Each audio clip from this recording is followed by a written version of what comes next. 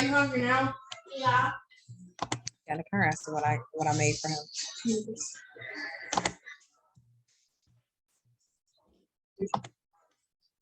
Mom, why is my charger with you? What charger? Yeah, my computer charger. I don't have your computer charger. Of course I do. I don't know.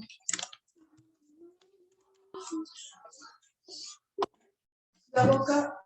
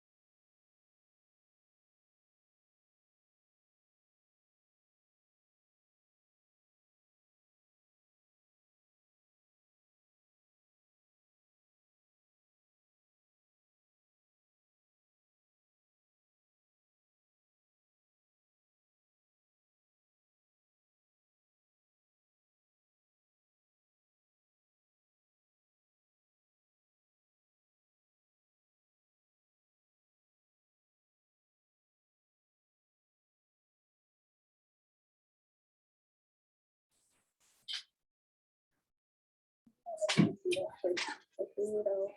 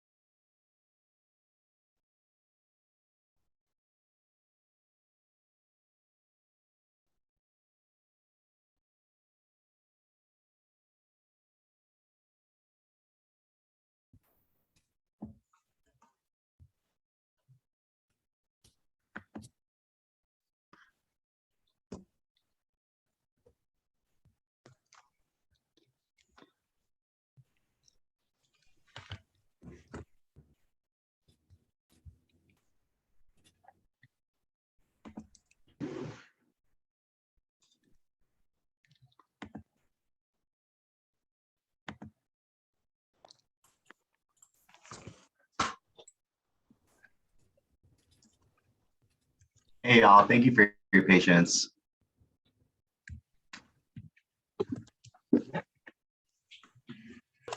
Brian, I just made you co-host. Oh, perfect. All right, cool. Well, I appreciate y'all's patience. You want me to just get right into it?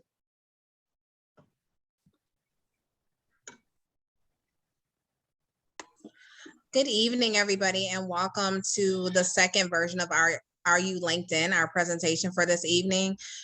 This is one of the Urban Leagues as we try to do Wellness Wednesdays.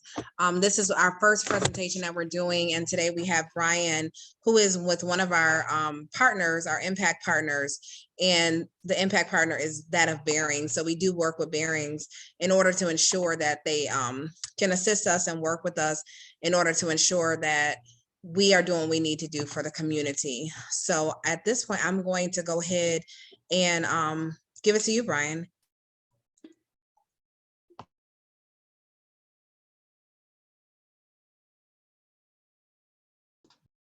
Apologies, y'all. One of the things we're going to talk about tonight is lighting and the importance of lighting in our LinkedIn photos and whatnot. So I wanted to make sure you could actually see me this evening in this backlit room. But I appreciate the real brief, real quick, warm introduction. I want to make sure we get right on into it for you all. And I have a presentation prepared, but for those of you who have your devices on you, who have access to computer, a phone device, any way that you can log into your LinkedIn if you already have one, or to set one up later on today, that would be really handy because we're going to use that to kind of actually practice and walk through the talk, so to speak, of today's presentation. So let me go ahead and pull that up for you all.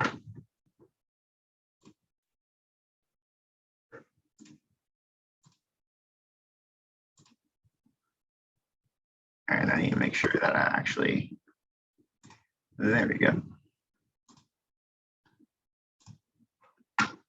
It's a lot of practice. I feel like it's been a while since I've done a Zoom presentation, so bear with me.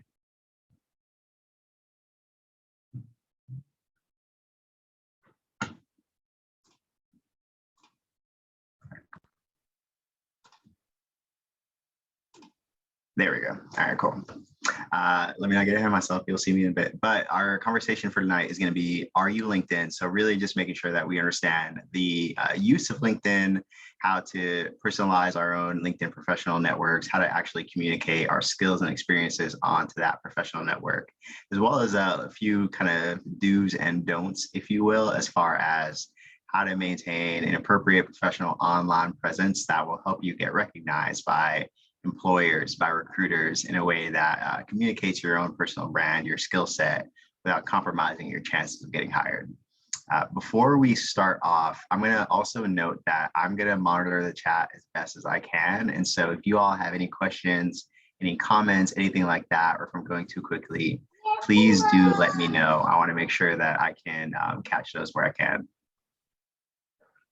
And Brian, I'll be monitoring the chat for you as well as we go through. Perfect. Thank you so much. All right, cool. So let's get right into it. We're going to go through some introductions. And by this, I mean, I'm actually going to ask later on Kate, if you can help me out with making some breakout rooms for folks who are available to kind of introduce themselves to each other. But I'll introduce myself to start in a little moment, and then we'll talk about the importance of the online presence, the importance of LinkedIn as well as some steps for having a stronger profile. Because a lot of times for people who haven't used it, we talk about LinkedIn, we talk about that professional presence. We don't actually talk about what it takes to make that profile look good. And then we'll communicate real quick, just like being online, being in a professional space. And again, those do's and don'ts, how to keep staying informed about making sure you have an appropriate LinkedIn and whatnot. And then I'll try to field as many questions that weren't able to be asked earlier by the end of this. So that's our game plan for this evening. I'm going to go ahead and continue on and just briefly introduce myself. So this is me, Brian Menard. So pronouns are he, him. I work again at Barings as a campus recruiter. So my focus is primarily looking at college students, so whether they be interns, whether they be recent college graduates for some of our opportunities at Barings. And I just completed my master's at Ohio State University. So back in May. So I'm very kind of back fresh into the professional side of things after leaving school recently. But a lot of my focus is going to be tailored more towards those campus college students and whatnot. So if y'all are fresh out of college, any of you, I can kind of communicate about what that looks like. But all of you who have also been working, more experienced professionals, I can still give some advice there, but I can also try to connect you better to other professionals at Barings or elsewhere that might be able to support your experience. So moving on from there, now you kind of a little bit know a little bit more about me. I do want to give you all a chance to introduce yourselves to each other, because if we're going to talk about networking, if we're going to talk about that online presence, we should do it with ourselves, right? So all I'm going to do is ask you, when you get into your breakout rooms, to share your name, your current or your desired occupation, and then if you do know it, the story behind your name. And I want to model this real quick. I didn't do it on the last slide, but my name, Brian Menard, Brian Francois Menard, my family's Haitian American. And so my mom, I think what she did was she wanted to get me a nice Americanized name, Western name that would make me look good as I move through the professional world. So Brian, super safe, super easy. But my middle name, Francois, is my dad's name, my biological dad. And it's a French name, same as Menard, we're Haitian. And so a lot of that culture is also found in there. So you can find kind of a weaving of what my parents expected from me, like being in the more Western side of the world, as well as kind of what that tradition looks like. And so again, if you do know the story behind your name, feel free to share those as you introduce yourselves really quickly. I'm going to close out this share briefly so that we can get the breakout setup going. So let me pause here.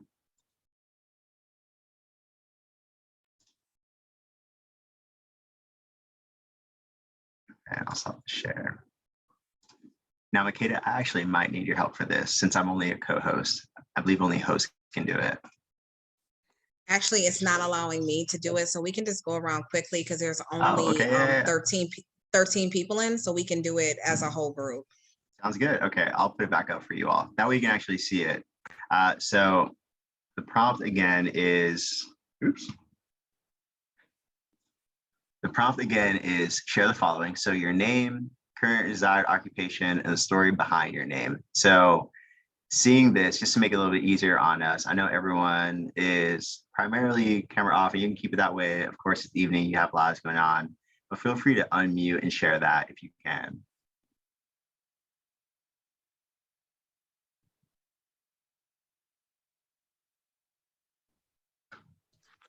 So I'll start with, if we can start with Monica Stevenson. That's the first name that I see on my screen. And then Monica, if you can call somebody when you're done. Okay. Thank you. Good evening, everybody.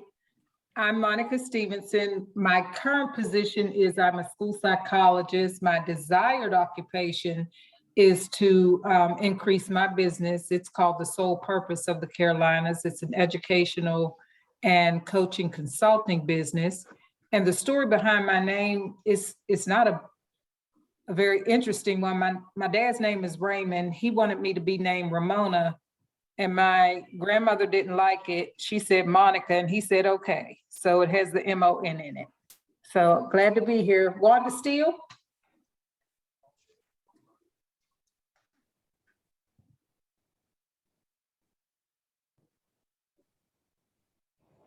Was that Monica? Did you pass it to somebody? I did. I thought I did. Hi. Can you oh, hear me? I can hear you. Yep. Oh, hi. My name is Wanda Steele. My current occupation is I am a clinical lab assistant. And the story behind my name is quite simple. When my mom and I and my dad used to live up in New York, in Brooklyn, New York, my mom used to sit at the window and look outside a lot, and she wondered. So that's where it came up with the name Wanda. So they started calling me Wonder Woman, and that's it.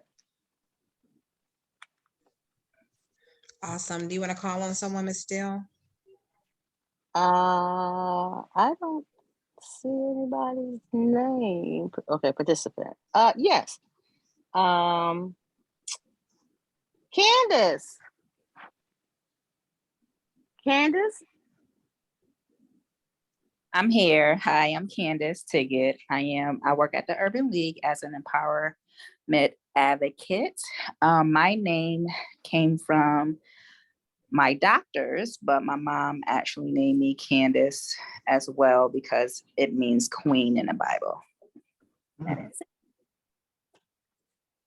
I'm going to call on 029174. I don't Hey, how know. you guys doing? Can you hear me? We can hear you. Yeah. Oh, okay. Yeah, so my name is Rashad White. My mom's favorite actor was Felicia Rashad. I don't know if you guys might be old enough to know who she was, but that's where that name came from. My current position is I'm in commercial banking, been doing it about 7 years. My desired occupation is to transition to corporate social responsibility, community development. Yeah, just happy to be here with you guys. Thank you, Rashad. And would you pass to someone as well? Yeah, let's go to Darlene. Are you there? Yes, I'm here. My name is Darlene, and I am an empowered advocate at the Urban League of Central Carolinas. My desired occupation is to go full-time in my consulting and development firm. My name doesn't really have a story behind it.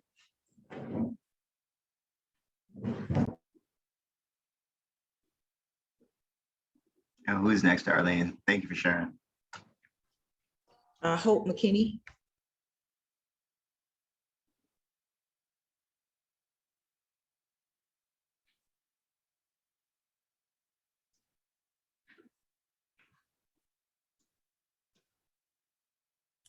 Hello?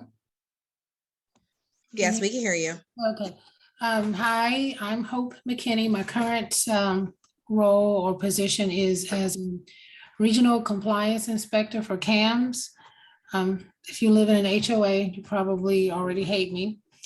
My desired position is in a role as a type of social work role or giving back to the community. That's where I'm headed. And the story behind my name is not really a story, but basically I was named after a character on a soap opera that my mom used to watch when she was pregnant with me in New York.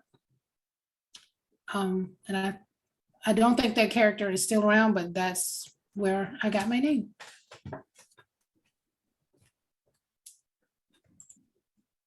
Thanks, Hope. And who are you passing it to? I will pass to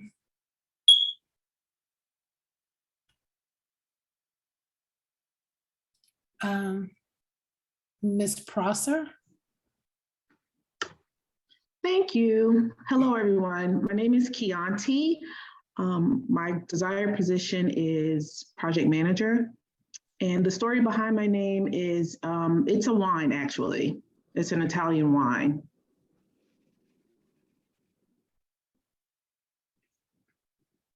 My first thought was the wine, but I wasn't sure if that was it. That's cool. Yes. So let me see.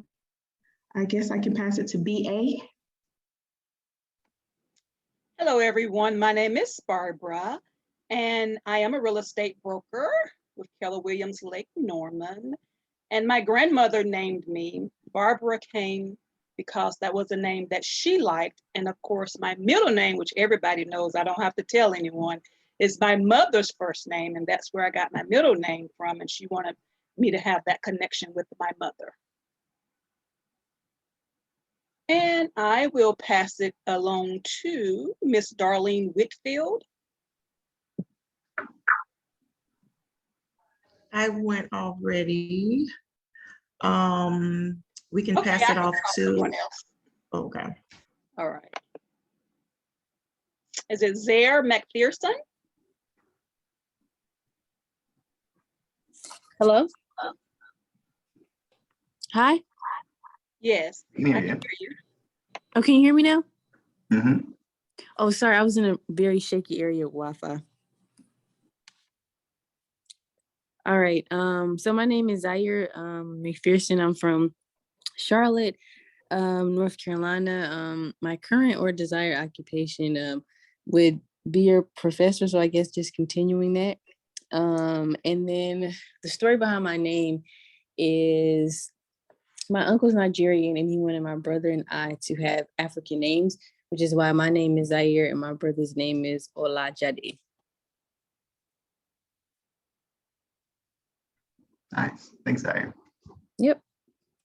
And who are you passing it to? Can you see the rest of the participants? I cannot see the rest of the names on here. So I That's fine. believe, go ahead, Makeda. Tamara McLean. Hi, my name's Tamara. My current occupation is office coordinator. And the story behind my name is I'm named after for those who are old enough to know, a 70s actress in Black exploitation film called Tamara Dobson. So that's the story behind my name. Cool. Arnold.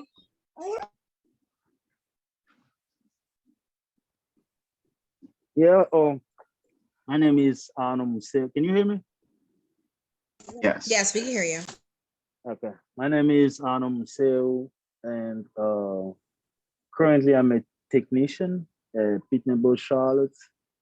My desired work is, first of all, to find something better and get me out of this place. I've been searching for it and I'm working towards it. And the story behind my name, I got pretty much 4 names, a first name, a last name, and 2 middle names. My first name, Arnold, my big brother named me because after he was born, my mom had 3, I had 3 sisters. And then when I came in, he wanted to name me. Museo is my dad's name because, of course, after 3 sisters, when I was born, my dad was so happy that he had a son, another son, and I looked like him, pretty much like he said. And my first middle name is like a junior, but in one of our dialects. And my second, that's Piani, and my second middle name is Mwambi. That's after my grandpa. So my dad pretty much decided to call me himself. So instead of calling me Arnold, he calls me in French moi-même, meaning myself. And that's about it about me. And I don't know who to pass it to because I don't know when in already or not. Noel.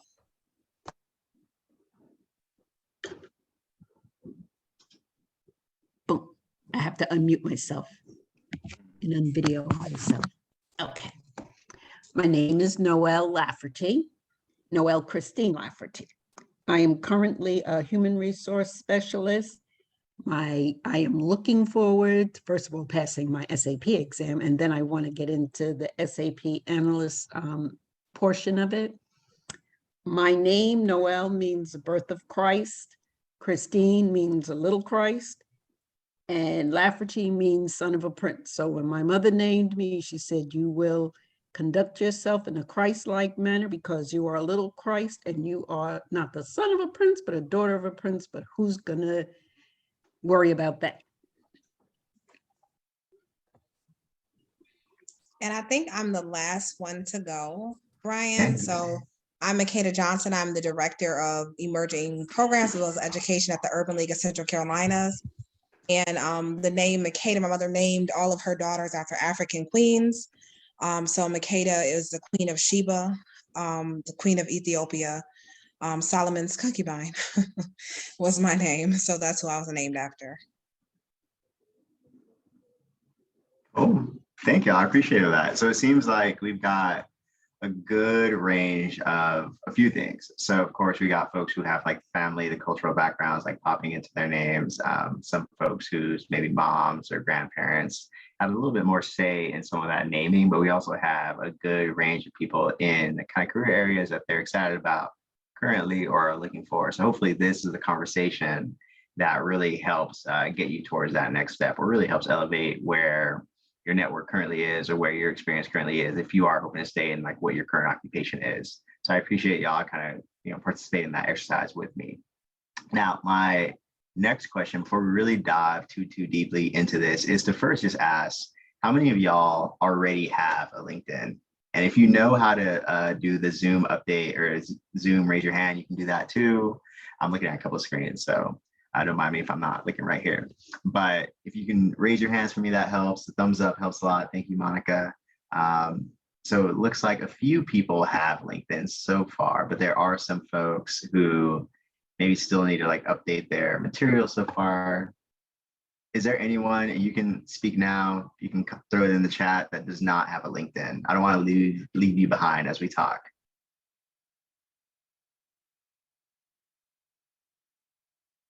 All right, cool. I'll take the silence as a maybe no. And as we continue talking, of course, there will probably be some things that we talk through that will still be new for a few of us, if not myself too, right? Because I am still kind of updating my LinkedIn every now and then. Looks like Barbara, you do not currently, and that's helpful to know too, right? So as we talk about some things, let me not assume that everyone knows what we're talking about. So that's helpful. Thank you for kind of sharing that honesty. Can I get someone to go ahead and just like describe, like when they think about LinkedIn, what comes to mind? Networking. Networking, yeah. Thank you, Kennetha. I hope that's how you pronounce your name. It's Kanitha, but it's okay. Sorry, I'm gonna connections. I see Monica just do that in the chat. Yeah, connections, networking, new possibilities. Jobs. Ooh. Jobs, 100%. I got my job from LinkedIn, so I'm not gonna knock you. Jobs, yeah. We'll run with those, yeah. So a lot of the things that y'all point out, of course, are those professional things that we get from a LinkedIn that we don't really get from other social medias, right? Like for the most part, a lot of you aren't going to Facebook specifically for a job. A lot of you aren't going maybe to Instagram to build your professional network. That's one of the things about LinkedIn that makes it so unique as a professional network, and how it keeps that identity is that it is more of a professional network as opposed to like a purely social network. Now, there are a lot of people who get on LinkedIn and can share those like life updates, personal updates, and I'm not going to knock those folks or anything like that, but the things that we know LinkedIn for, as you all kind of shared just now, were getting those professional networks going, getting the kind of those new possibilities. As we talk about, LinkedIn is really known for that. That's kind of its strength, kind of its gimmick, so to speak. And that's really where we come in as far as how do we keep our network strong, or how do we find those new opportunities and possibilities if we're looking to branch out. What's important with this, and what I want to make sure we get into, is as it is a professional networking site, this goes for those of you who already have LinkedIn as a professional network site, or for those of you who are really trying to build out your own professional network on LinkedIn.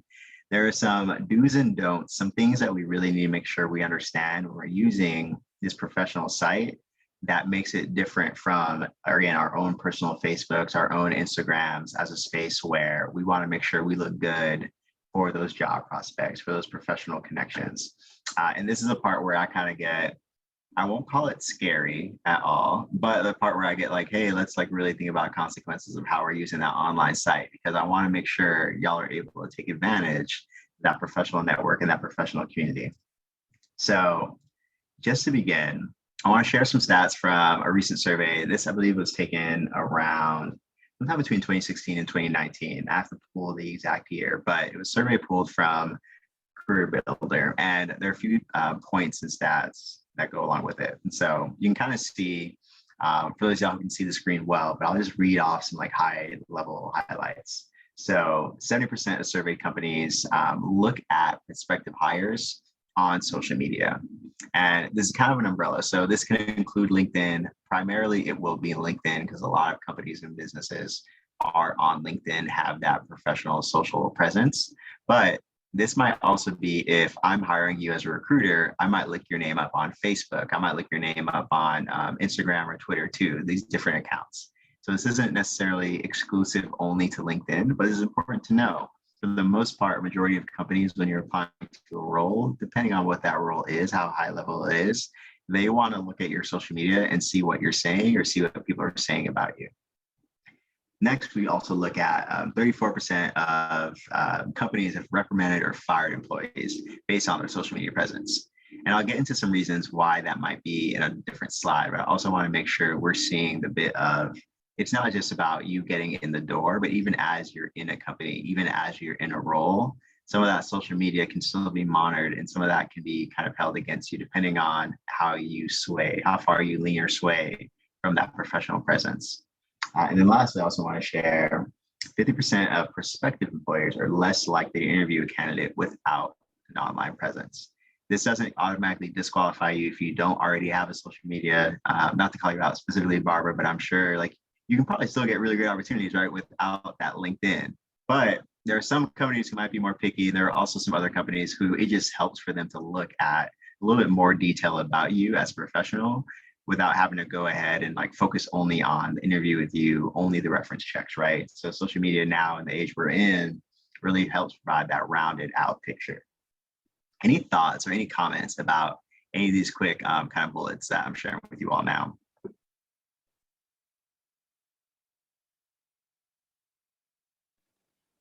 No. I do have one. I have one thought because when you talk about your social media presence with employers, because even when you start a job now, people want you to post that you work at their company. Sometimes, like the last company that hired me, they wanted, Robert Half wanted me, to post so they could, shout me out in the post on LinkedIn. So they inboxed me and they were like, hey, we need you to update your LinkedIn and add us to it so we can, say that you're a new employee here and congratulate you. And, I kind of felt like it should be my choice if I want to add it, but, new employee, I had to go along with it. So, sometimes these employers want you to add them, so that, you can be a part of a bigger network. Yeah, that's a really good point, Kenitha. And like, this is something that you all have to keep in mind too, right? A lot of it is going to be on your discretion whether or not you want to apply somewhere, stay in a certain role. But depending on the company, depending on what kind of presence they have, they might expect that from you too. Robert Half is definitely a big one in terms of talent management staffing. And so they're really big on, they want to be known as a business or an organization that can hire people, place them into opportunities. And so I'm not surprised that they, once you are part of their company, want you to post that so they can say, hey, this is another person we have kind of in the fold. And depending on your role, depending on how high like you get into a certain team, maybe if you're a recruiter like myself, you might be more active on LinkedIn or might have to be, versus maybe if you're working in more technical roles or those kinds of pieces, you might not have to. So a lot of it depends on many things, but the expectation is moving more towards that direction, as Kenitha says, as far as like having that online presence, posting, and being mindful that employers are expecting that. Is there anything that surprises you all with these numbers too? No, not at all. All right, cool. Yeah, and a lot of you probably heard a lot of these things before, so I'm going to move forward and kind of point out a little bit more of reasons why we talk generally about why a company might hire, fire, whatnot, a role, or like why they might reprimand. But let's get into a little more reasons or specifics as far as reasons to hire, reasons to fire, so to speak. So I'm going to look at reasons to hire, reasons not to hire. So I'm going to look at specifically a little bit of this left side here and this right side here. go ahead and take a brief look. If you can see it, tell me if anything stands out to you all. Tell me if anything sounds familiar. I can talk through a little bit of stories of what's the word, like experiences I've had with similar things. As you're looking at that, I want to briefly answer Noel. Is it Noel? NC Lafferty? The Yes. question in the chat on what is considered social media. So my answer for you would be really those kind of apps, those kind of platforms, like those LinkedIn's, those Facebooks, where social, right? The idea that you use it kind of in conjunction with other people in that online space. So the idea where you can develop a network, communicate, kind of connect with people who are outside of yourself. If you're using an electronic platform solely by yourself, then maybe it's not as social, but the social piece comes in when you can connect with other folks and kind of like post, have the opportunity to like have that online presence, so to speak. I wouldn't say Zoom is a social media in itself because it is a medium for us to communicate. But if we go on something like a LinkedIn, or if we go on a Facebook where we can post, we can interact with each other in that way, kind of across time zones and whatnot, that's more of that social media.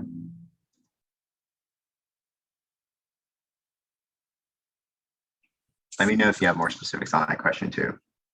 But as you think about it, I want to emphasize really more the left side of the screen that you all can see here. So reasons to hire, right? A professional social media presence. That's really what we're focusing on now, but great communication skills.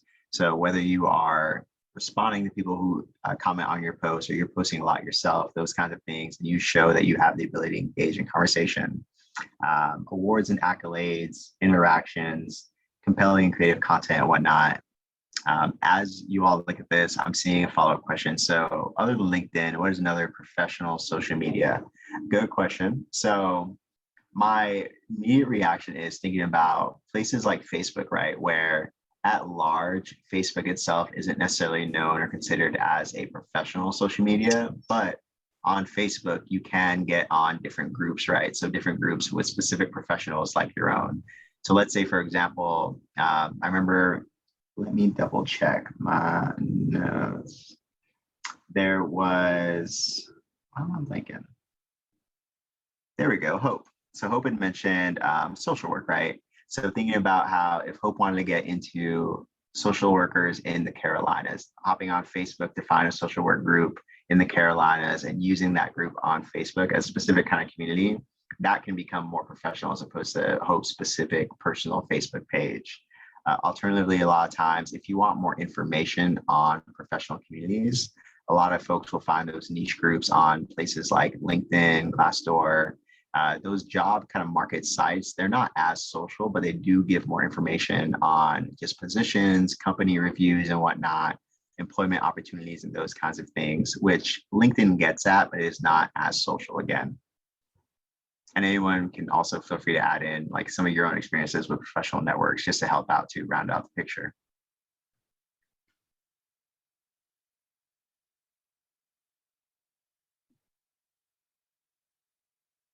All right, cool. Any questions so far, you all? These are really helpful ones, so thank you, Noah.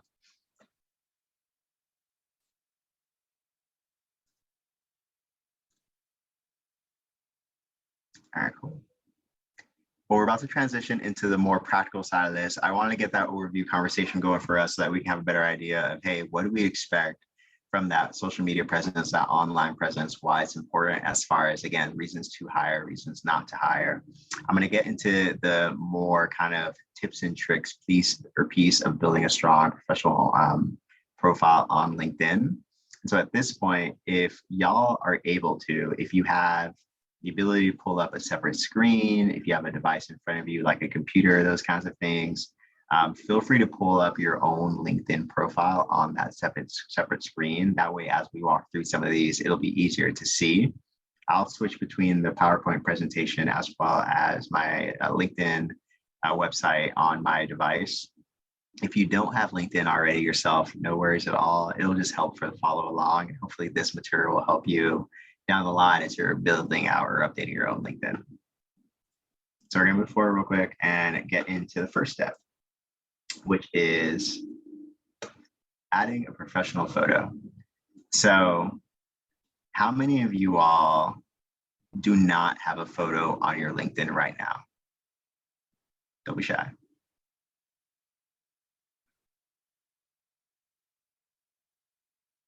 Monica does it so far, but I appreciate the kind of clapping emojis while you do it. It's like celebrate not having the photo, and it's like a cool little twist. Wanda does not as well. It looks like Candace doesn't as well. Okay, this is helpful. Okay, didn't want to assume that too many folks did have this, but this is important. This figure may be a few years out of date. I believe back in maybe 2016, 2017, it was 14 times more likely to be viewed if you had a profile photo, your LinkedIn profile itself. By this point, it's at least 2 times. I want to say 2, maybe to 5 times more likely that your profile is viewed when you have a photo. And think about it like you use maybe something like Facebook, or if you use something like other social media accounts, right? Where if you're looking up for a friend, let's say I'm looking up Tamara McLean, just to pick out a random name amongst this group. And I'm trying to find Tamara, can't find their profile online. I see kind of like some silhouette faces, some blank faces, you know, the kind of little icon you get of a person, but it's not really a photo. I'm going to keep scrolling because I'm not sure if that's Tamara or Tamara. That's what a lot of recruiters, what a lot of professionals will do on LinkedIn. If they don't see that photo on there, they might not be sure 100% if it's you, unless you have a unique name. But even then, they're less likely to look at your profile because they can't see that person, that even though it's online, that interface. Keontae, you raised a really great point as far as I have a photo, but it's not professional. Again, this is your social media, whether it be LinkedIn, Facebook, Instagram, whatever that case may be. But it's important to keep in mind that as long as you're comfortable with it, it's good. But if you want to have that presence where folks want to, again, connect with your page, click on that profile, look at it, it helps to have something that is professional. And I say that in air quotes. You don't have to reserve a studio. You don't have to get a professional photographer to get a photo for you. Even using something like your own cell phone, whether it be an iPhone or Android, a clear, well-lit backdrop, having a clear photo profile of your face to post on there. Even the photo that you have, Keontae, as your Zoom background, that would work well as a LinkedIn post or a LinkedIn photo. It's professional. That's actually the I one can that see I your have. face, you're smiling, you look great. Just something that shows me who you are. And I saw you unmute real quick. Any comments on that one? Oh yeah, that's actually the one that I have on LinkedIn. Ah, perfect. Yeah. And that works, exactly. So you all, for a lot of the folks who have like the still like Zoom photos, these are helpful. Again, clear background, something very straightforward that helps. I even see Darlene with the let's talk in the background. That can be really valuable as far as if you're a life coach, you want to use that to help people have conversations with you. Sometimes those backgrounds can help accent those photos, but it has to be clear so that we can see you as a professional clearly. And then everything else, hopefully it complements your photo or doesn't take away from that. And I'm gonna move forward from here.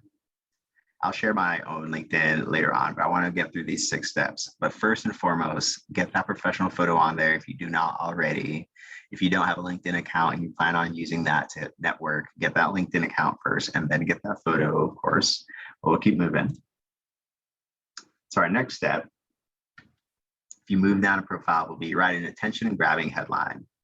So this is important because it explains what you do, shows your passion and your values. Now, I don't know that my headline is that attention grabbing. I'm not gonna say that this is like the best way to do it, but it's important to have something that's relatively succinct, that shows, or relatively straightforward and simple, that shows what you are interested in, what you want to be doing. A lot of times, folks will have something that just says what their position is, what their company is, again, very straightforward, straight to the point, maybe showcases what skills they might use. I like this one because it uses some of those key words in my industry, like talent acquisition, talent management, learning and development, whatever is relevant to the work that you want to be doing. So, and I made notes earlier on, if you are working more specifically towards community development, you might want to have something more aligned with that community piece, that community work that you're involved with. Or if you're more engaged with, let's say, education for the professors out here, you might want to have something more in line with that higher education space, or just instruction and curriculum engagement, whatnot. Are we feeling good so far about the headline? Yeah. This might feel more like a lot of information at the front end, but we'll walk through it shortly after I share these. Keitha, do you have another comment? No, I was saying yes. That was great. Oh, perfect. Cool. Let's keep going. So once you have that professional photo, you have that headline, we get into a little bit more about you. So quick summary, quick about section. The headline is meant to be a little shorter, a little straightforward, that says what you do or who you are a little bit. And then the about you section, or your professional summary, gives you a little more detail as far as you, your experience, and what you want to be doing. That's a really good format or flow to follow when it comes to professional summary. Because I just finished graduate school, I included that in my summary. And I go on a little bit to talk about what I'm excited to be doing in my current company at Barings. But a lot of times, really what you want to focus on is having those keywords in there that focus on your strengths and what you want to be doing with those strengths. Again, it is a summary because we have our resume to really list out more of those details, more of those specific experiences. But this helps give a very brief overview in case others in your professional network or recruiters are trying to look at what you're doing and seeing what skills you have. Hope, did you have a comment? I see that your hand's up. Yes, I had a question. Because I already do have a LinkedIn account, but the question I'm having is based on just you speaking. It sounds like this is the same information that we put on the top of our, at the top of our resumes, which I'm inclined to say, don't reinvent the wheel.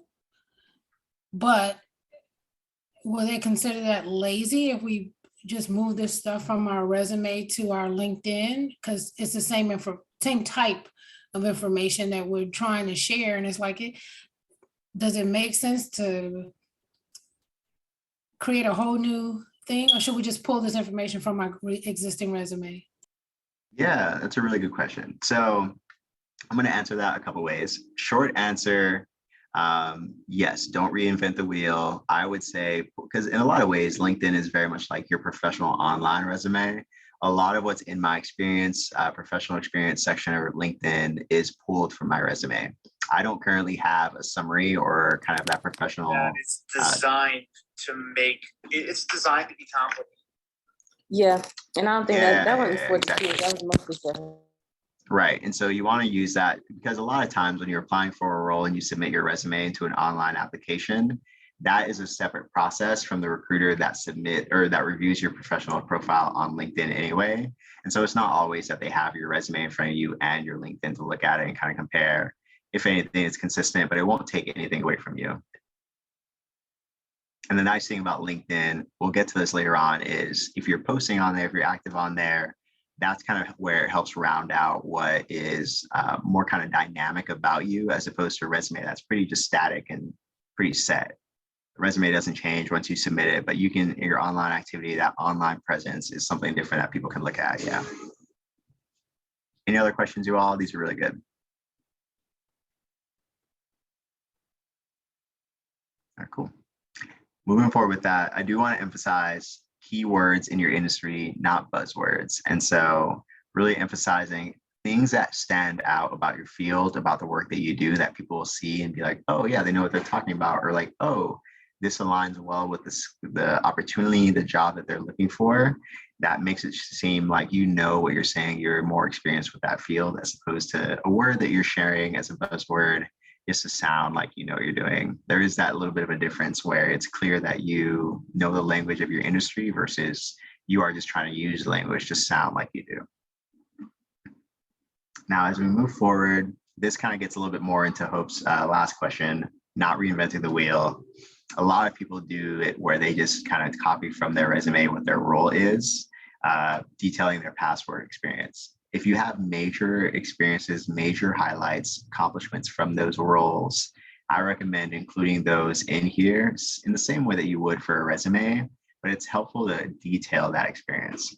Now, I just started in my current role. I don't have much detail on there yet. I do need to update this a little bit more, but nonetheless, having some of those experiences that you have done, those high level pieces that really stand out from your past work experiences, you want to have these on your profile, because For the recruiters, for the employers who are looking at you professionally, who have not had a chance to look at your resume just yet, who might just be skimming your profile, this helps them give an overview or gain an overview of, all right, this is someone that we want for this role. Or again, as a network, someone who's thinking about, all right, what experiences have they had? Are they moving in a direction they want to professionally? How do I bridge that gap? And so again, if it is a simpler way to remember it, think of what Hope just shared as far as not reinventing the wheel, pull from your resume, add more detail if necessary.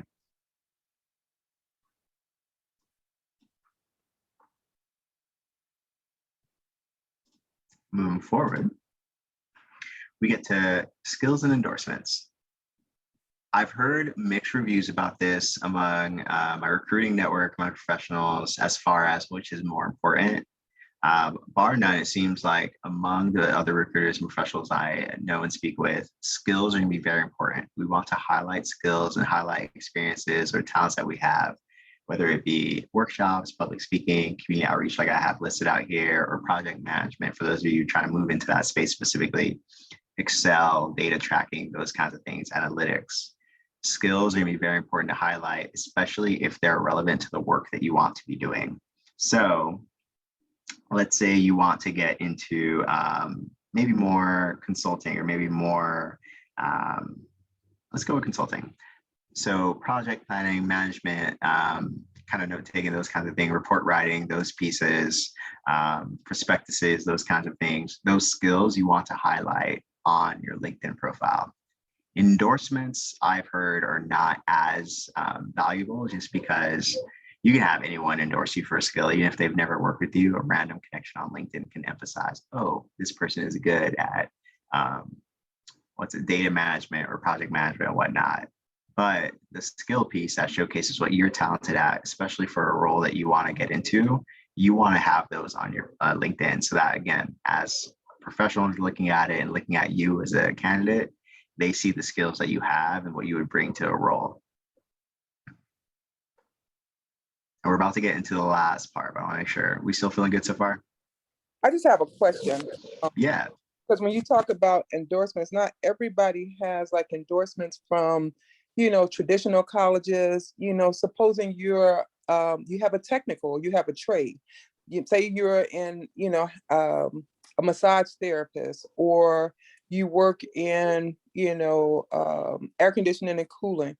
What's the best way to showcase your skills and other things? Because then you would have to use more endorsements for that, because it's kind of, I think it's a little different, but I just want, your opinion on how to, look at, people that don't have like endorsements from colleges or certificates, or, endorsements for other people, but it's more like they're in a technical field, and, they're still trying to build their presence for, LinkedIn. Yeah, that's a fair question. Before I answer it, Chianti, did you have a comment or another question? Yeah, I had a comment. What I did was I went back to my managers, like my supervisors, my managers, my team members on projects that I work with, and I asked them, would they mind endorsing me on particular skill sets. It was a way of me like networking, just gathering more information from them and project management, and then just speaking to what we worked on together, what I had to work on for them. But that's what I did also. Good, that's really helpful. And there are a few different workarounds too that we can look at for this. So a lot of times, especially when you're applying and interviewing for a role, when you're in the final stages, employers will ask for references anyway.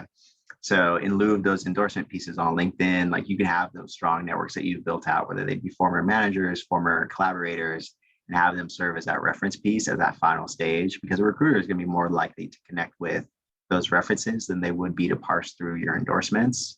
Alternatively, if you're in that more niche space, like Nathan's kind of bringing up there, or you have those specific skills, maybe it's like more trade, maybe if it's more like professionals who have really good experience but aren't from the education side, they can also recommend you on LinkedIn. LinkedIn has kind of a feature for recommendations as well, as opposed to just endorsements. Mine looks like most of my endorsements are from schools, but they're really just people I've worked with at school. A lot of times, a lot of these unfortunately are from when I was an undergraduate student as well, which is why I emphasize that they may not always be as strong or look as strong, because I can have, a friend, a classmate from my second year of undergraduate school recommending or endorsing me as someone with strong public speaking, which, to be very fair, sophomore year of undergrad, I don't know that many of my peers could comfortably speak in front of folks. So that endorsement may not mean as much as a recommendation or even a reference at that final stage or interview process. So if anything, highlighting the skills that you actually have, I would recommend is that priority, getting those strong collaborators, those managers as references or as recommendations as you can in your work. And then of course, keeping the endorsements, it doesn't hurt to have people endorse you, but keeping those in mind as well. I like the advice that you shared, Keontae, so thank you for adding that in. Oh, you're welcome, thank you. Any other questions, you all?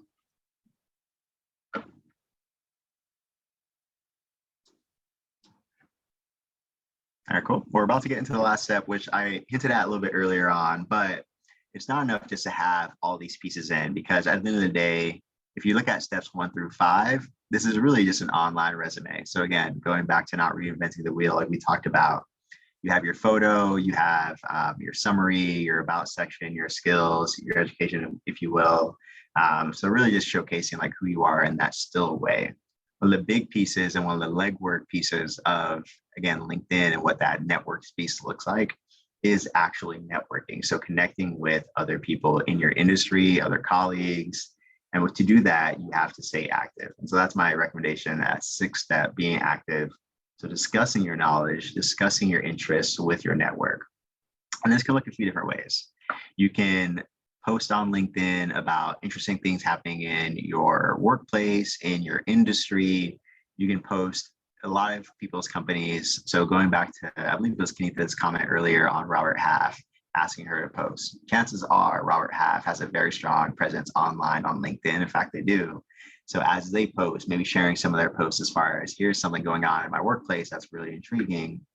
I do that when it comes to my company, as far as we started an internship program a few weeks ago. They posted about it. I shared that post just saying, hey, I'm very excited to learn alongside this group. Or sharing, hey, you just recently graduated, those major life updates. Or even talking about commenting on posts from other network professionals who are in similar workspaces like myself. So education and just sharing, hey, really great work. I'm excited to see what you do next. Those kinds of things, being active in a similar way that you might on other social media, right? Like Facebook or Instagram or whatnot, posting and commenting, but also being mindful of going back earlier to those slides of what employers and communities might look like on this professional social media site. That professional communication, that respect, those kinds of things, but really actively, positively engaging with your online social community. This last step is harder because not people think intuitively to get on LinkedIn and post or communicate, unless maybe they're looking for jobs and those kinds of things. But having that presence is really helpful for just being really active with your online community. Go ahead, Hope.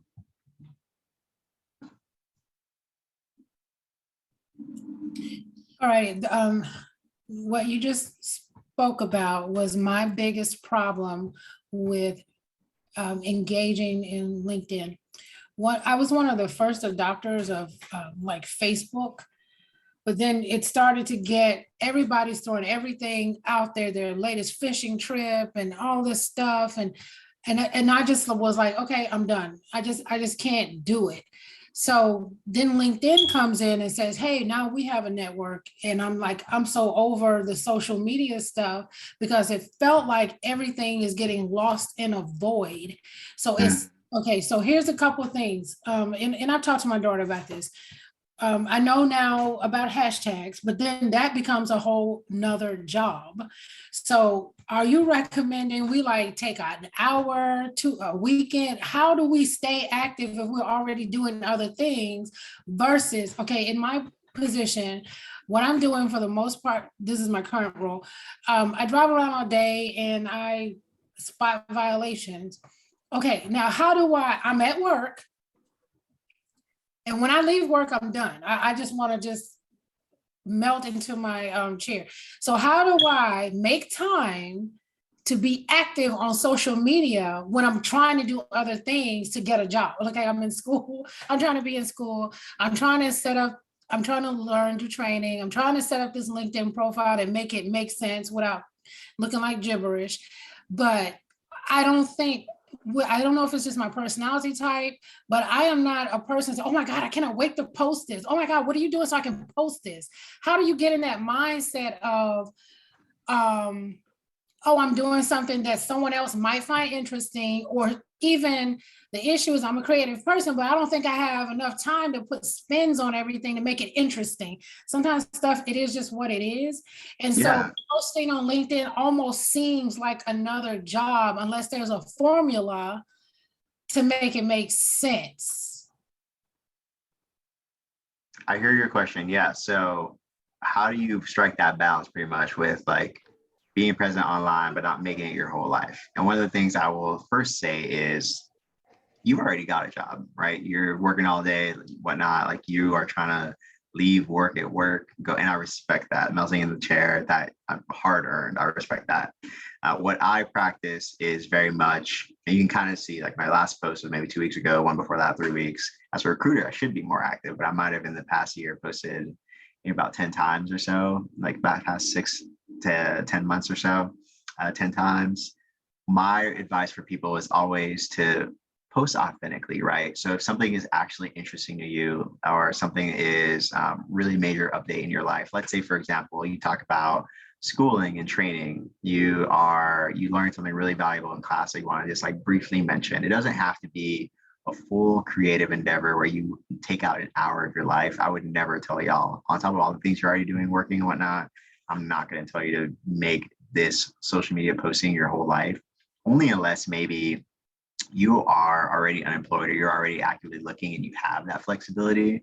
But otherwise, being authentic and genuine with that post, because again, or with that online presence, because again, people will sometimes be able to filter well if someone's being authentic or not when they're posting in their online activity. But also, depending on where you end up working, if that's not who you are anyway, like if you're not someone who's nonstop online on that presence, then why fake that and go into a workplace environment where you're not going to be able to keep that up, one. And then two, you'll probably also get reprimanded at your current place if you're too busy active online and they're seeing that. And so you want to be able to strike that balance in a way that makes sense. Maybe at the end of the work week, you're like, hey, had a really great week doing this, that, and the other, or was able to connect with these folks. Quick posts, you move on about your life. And then in a week or so, whenever things come out that are relevant to what you want to be doing, you can post again. But it doesn't have to be something that's too demanding for you all. Darlene, do you have something to add or another question? Well, no, I was just going to kind of share my experience. What I usually do for LinkedIn, I use mine as an informational platform, and I just disseminate information. If the Urban League is having something and I feel like it's going to be beneficial, I post it. Oftentimes you'll see me repost a lot of stuff from the Urban League. I'm also one of the community leaders within Mecklenburg County. So there's a lot of things that are going on in the county that I'm actively a part of. I will post it, be it pictures, information that I feel that will be helpful or anything like that. One of the things that I have learned about LinkedIn, and this is something that was just brought to my attention from somebody, from a colleague of mine, is that when people are looking at your LinkedIn account, they're just watching your activity. And activity meaning how active are you in the environment that you created your LinkedIn account around, if that makes sense. If you said you're a community leader, how active are you in the community? If you say that you are an advocate, then how active are you on that advocacy role? And so I know for me, I'm not an avid poster on LinkedIn. Now, my other social media platforms, I post on that more so, but on LinkedIn, I just use that solely for informational purposes. And with you being HOA, that's a great opportunity for you to put information out there in regards to, different things that we need to be aware of, new laws, changes in HOAs, different things of that nature, so that people can be up on whatever it is that they need to be doing, so that when you drive it around, they won't get them violations. I love that. That's a really, really good advice. So yeah, again, a lot of it depends on your purpose as well, or like what that focus is. I think even if you're doing informational posting, or let's say you follow either industry professional or a local business or something like that that you really want to highlight, or maybe operations that are going on, kind of like Darlene mentioned, like just quick updates and news for your local network.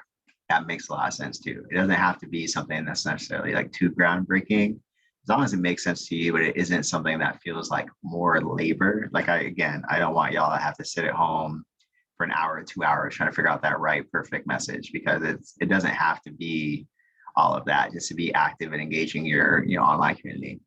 Yes, Hope.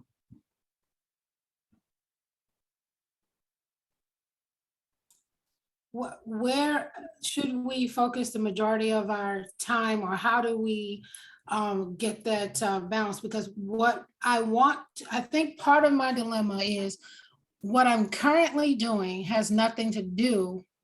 I haven't figured out a bridge yet to what it is I want to do.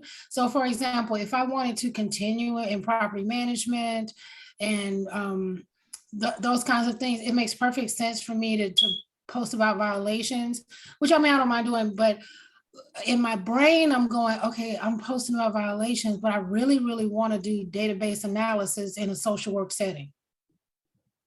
So how do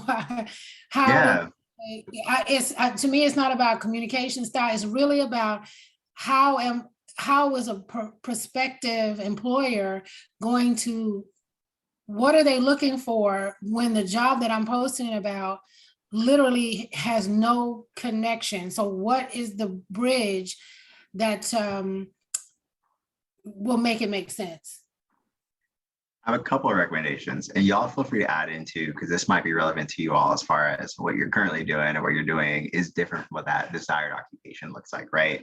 So when I was still completing my master's degree, I was working really with college students, doing a lot of leadership development, and I was hoping to continue in that work in learning and development and really professional training, a little bit more similar to life coaching, kind of like Darlene does maybe, but maybe more like a corporate setting. And the work I was doing currently at that time, the demographic was different. I was working primarily with early career college students, but I wanted to work more with like corporate, full experience professionals. And so one of my strategies was, I'm not doing that work. I'm not in that space, but I want to be active on LinkedIn and show that I know what I'm talking about.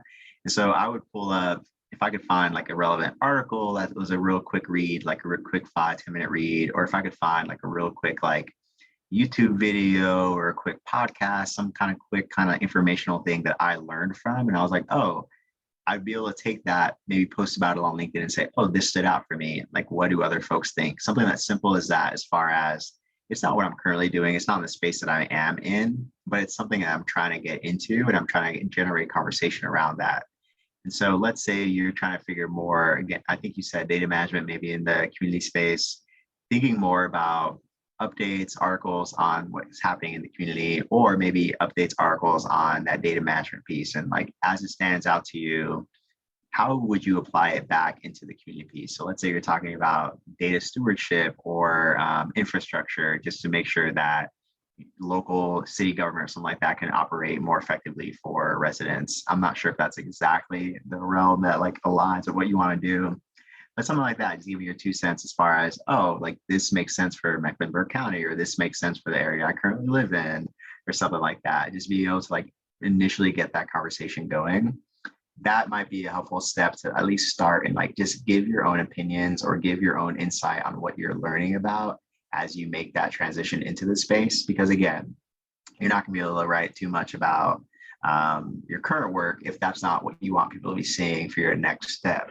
But that alternative of what you're learning as you like read, pick up on it, whatnot, will hopefully help showcase you're putting in that work and you're also learning a little bit. And the benefit of it is, in a roundabout way, as you build out your LinkedIn network, you connect with other people in the spaces you want to be in. They're able to chime in their own thoughts as far as, oh, I didn't think about it that way, or, oh, I have this experience in my prior role. And you're able to generate conversation that way as you go.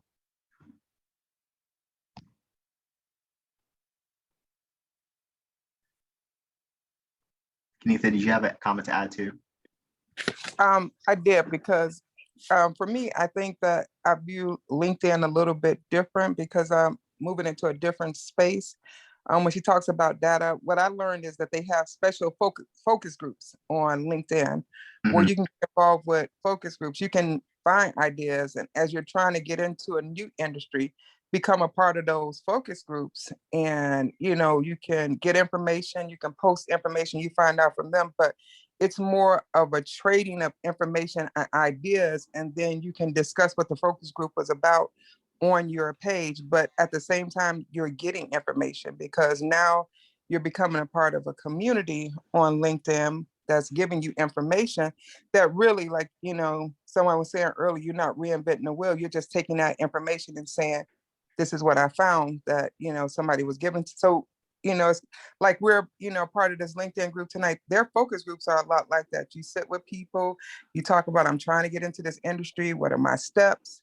How do I go about this? And a group of people, they give you ideas.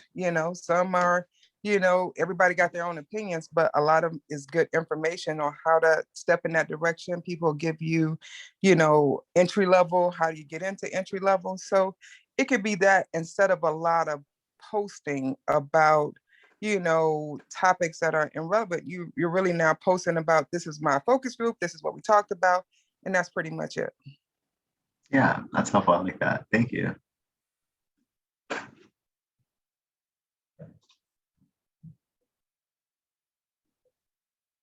Any more questions, you all? I'm going to move into my own LinkedIn next, but I want to make sure we keep this good conversation going.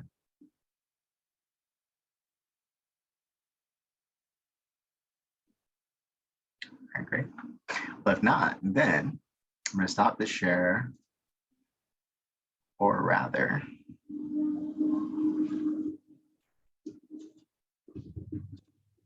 I'll stop the share for now, just to make sure that I have my LinkedIn up and ready to go.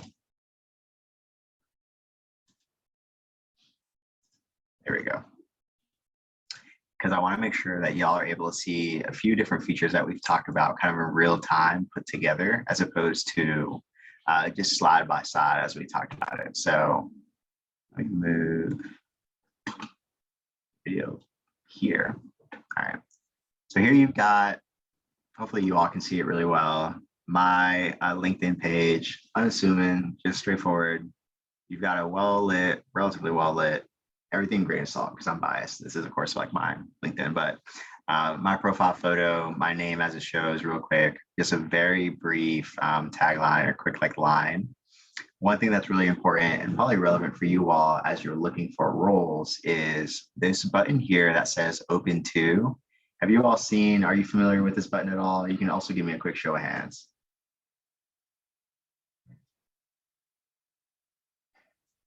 Maybe not too many folks, so I'll show it because I realized I had it on for when I was looking for roles actively starting last December. I had the open to role on, and I think today I noticed as I was just last minute checking on things that it was still open, which is probably a bad look for my current role. But this is really valuable for letting people know that you are looking for roles currently. County, were you going to say you had experience with it? Yes, I have that. That's on my LinkedIn right now, open to. Yeah, good, which is important. So as you share that open to piece, there are a few different options that let you do with it. I'm going to click and walk us through that so you all can see. Ideally, this is something you have set up after you've already completed setting up the rest of your LinkedIn page, because you don't want to invite recruiters or other professionals to look at your LinkedIn profile until it's really ready, because otherwise they can't really do much to support you and connect you to the opportunities that you're looking for if they can't really push on your experience. Let's see. Is anyone else having trouble hearing me? I'm seeing Wanda's comment in the chat. No, we can hear you. I can hear you. Folks are good? Okay. Maybe.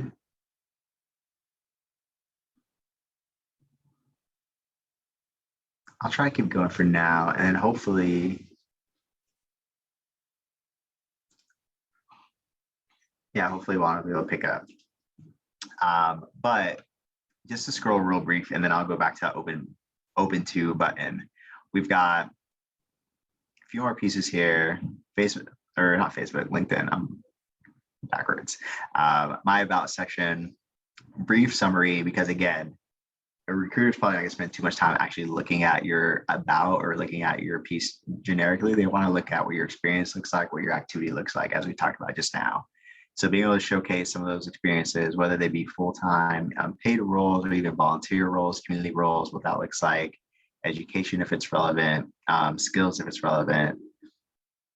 But once you've had that profile set up well, you can go and edit that open to option. So you can highlight if you're open to hiring. If you are a recruiter like myself, it's probably not relevant to you all, but finding a new job, this is something that's gonna be more relevant for you all, just because recruiters and others on your profile are gonna be able to see that you're open to finding an opportunity. Or for those of us who are, I believe, working on their own businesses. So Monica, you might have mentioned this earlier, trying to showcase that, providing your services, being able to showcase that so clients can find you on LinkedIn.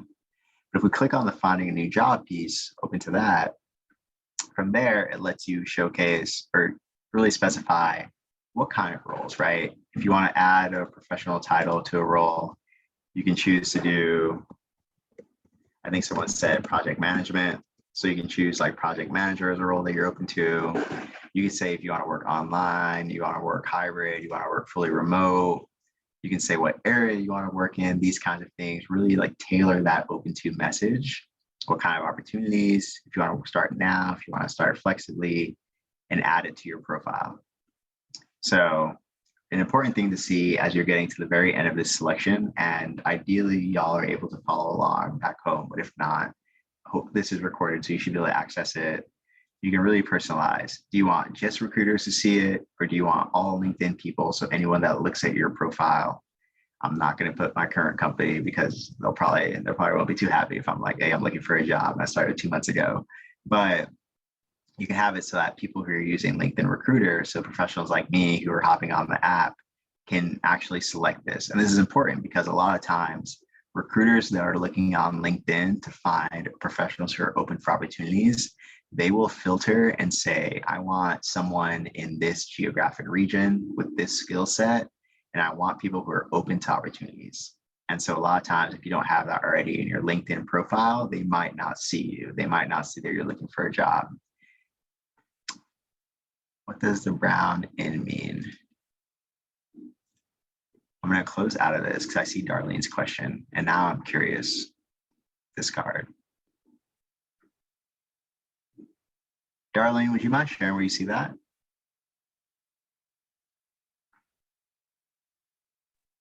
So it's right up there.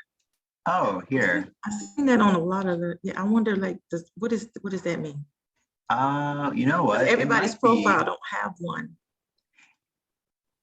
I think it's highlighting. It's a premium thing. So it's because I'm a premium member, because as a recruiter, I have the LinkedIn premium. So I can, use LinkedIn. That's why. Got you. So does that give you a greater level of access?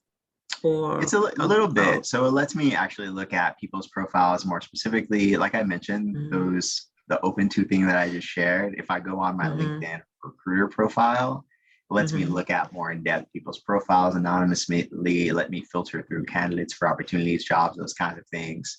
A lot of times, and it also lets you, it should be able to also let you message people or look at roles more freely than the free users and whatnot. So there are some perks to it. I will say this is maybe more biased advice, but you should not have to pay for LinkedIn. Like, it is a free service that you should be able to leverage to build your professional network. I've been able to use it for years without having to use premium. I'm only a premium member because I am for work. I didn't have to pay for this membership. Y'all should not have to pay the extra service. But good catch. Okay.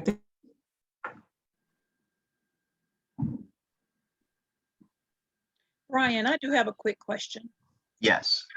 If you don't mind, back in the open to section, would you please click on providing services? I just want to see what those See what that looks like, yeah.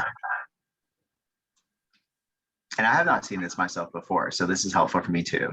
But so here for you, these aren't selectable, but it just kind of shows what open to services really lets you do, enables you to do. So you can say about your services, work preferences, make yourself found in like searches and whatnot, let people reach out to you for free. So if we hit continue here,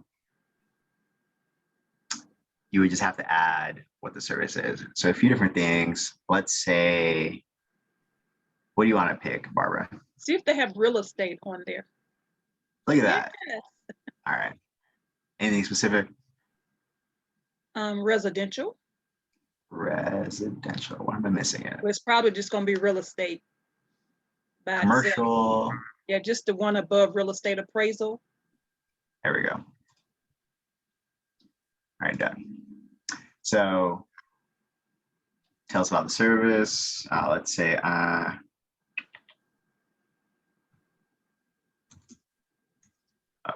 document.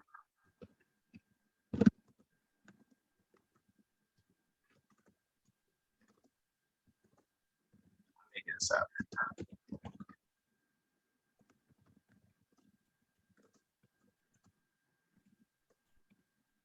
I just made that up. I don't know what that is.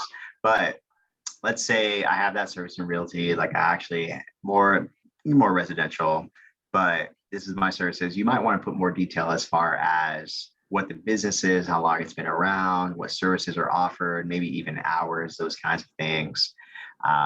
You can talk about what your work looks like. So realty, I'm assuming, is more in-person thing, but maybe for consulting or calls, you can work more remotely and whatnot. For you, if you're doing services, and for any of y'all who have more of a business setting on LinkedIn that you want people to be able to reach you for, you're going to want to have this box checked, because chances are, especially if you're just beginning your profile or building out your network, not every potential customer or client is already on your LinkedIn. You want to make sure you're accessible to them. So allowing numbers that you are not connected with to message you for free. This does not mean that you have to respond, of course. It just means that they can contact you, inquire about your services. So this is something you're going to want to have in there. And then visibility, seeing who can see the services you provide. Oh, let's ignore that. So from there, move forward to next. It lets you preview, so that this is what people will actually be able to see from your profile. So services provided. Here's my about section, services provided, real estate. So this is what it would look like on the back end. I'm not going to publish it because I don't want to have people mistakenly think I can find them a home, but this is the process if it helps. Yes, it does. That is great. And I have one other quick question. Yeah. So for others to message you for free, we can see their information when they message us. If one were to respond, would there be a fee in there somewhere for the person that's going to respond? There should not be a fee for responding. Okay. And let me confirm, because there also, I have to double check the settings for LinkedIn as well, because this is important too. So messaging settings, you can edit this in your LinkedIn too, by always opening message, play sound, active status settings. These are the correct settings. There should be settings in LinkedIn that allow you to actually have people to be able to message you even if they're not connected. There should not be a charge for that. Okay. I'm going to go back to the services piece just to confirm that too. Okay. Yeah, because sometimes they may have to pay either a cost or be premium members themselves to message you. Okay. If you don't have this setting available, but if you have this checked, they should be able to communicate with you for free, no problem. As a premium member, I should get away with more messaging, but for at-large members who aren't paying for the service, as long as you have that checked, they should be good to go. Okay. Thank you very much. I appreciate you going through that. Yeah, hopefully that helps with your business too. Yes. Most definitely.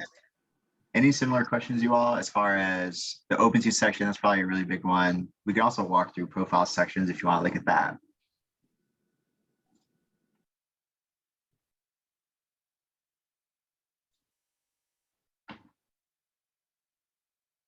LinkedIn does a good job of recommending what sections you might want to add. It helps to have the core ones, so the, I guess, fundamentals as far as your education background, position, skills. And for a lot of folks, I always emphasize, especially coming from a higher education background, I learned I think the good way being in the experience of it, the education piece is not always end all be all. Just because you don't have maybe a bachelor's or a master's or a certain specialization degree, as long as you have the skill set, the experience, and people who will vouch for you as far as recommenders go, those are also really important. And so if you don't have this specific piece, you can make up for it with the skills. If you don't have the skills necessarily, the education, the experience might help. A lot of times companies might be willing to invest as well. And so a well-rounded profile helps up your chances of being able to be viewed by a recruiter and whatnot. So keep those pieces in mind as well. And Hope mentioned this earlier, I think it was, as far as back in the day, Facebook was everyone posting anything under the sun. LinkedIn is kind of moving more that direction now, where it's like folks will post just about anything at all. But the nice thing, similar to many other kind of like social media accounts, is if folks end up being too much on your social media, on your LinkedIn, and you have already accepted them as connects, first, I recommend only connect with people that you're actually, you know, professionally or in that space you want to get into. But if you're already connected and they're kind of posting too much, or you have a random public post that you have appear on your thing, you can always just have them muted, have the post hidden, so that you are able to not have your social media, your LinkedIn kind of profile cluttered, if you will. So hopefully that tip also helps.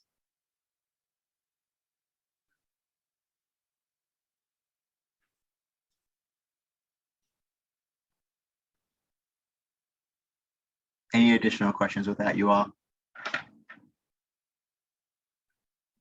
Does anyone want to volunteer their LinkedIn for us to look through or kind of build out?